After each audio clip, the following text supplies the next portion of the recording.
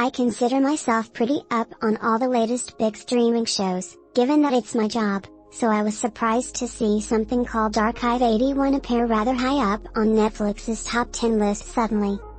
I figured it was probably a foreign series I simply hadn't heard of that Netflix scooped up, but that's not the case.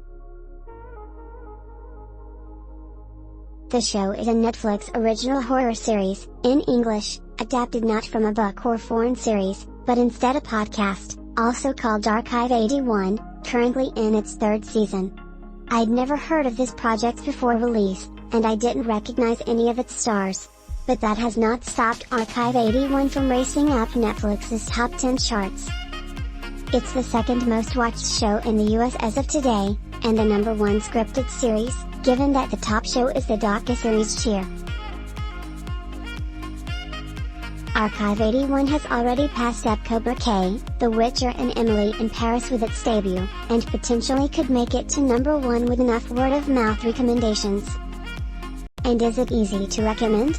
That depends on your tastes. Archive 81 is scoring well with critics, and between that and the concept, I sat down to watch it, and finished it in a single day. So yes, clearly it grabbed me to some extent. The show has an impressive 95% critic score on Rotten Tomatoes, though user scores are lower at 65%. But I've already seen that rise about 10% since yesterday, and there aren't all that many reviews in yet. Far and away, Archive 81 reminds me the most of the classic horror offering Rosemary's Baby about a creepy cult in an apartment building, but there's a lot more going on than just that. As the show goes on, it leans more heavily into cosmic horror than satanic horror, and by the end, it feels like something pulled out of an H.P. Lovecraft story. Minus tentacles. No tentacles, yet. It's also not very violent at all, if you're concerned about that. Not gory, mostly eerie.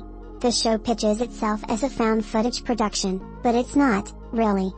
It spans two timelines, one where a main character, Dan, has to piece together footage from the 90s shot by a young filmmaker, Melody, but what you're actually watching is not grainy found footage all that often, as you'll really just be jumping back and forth between the timelines.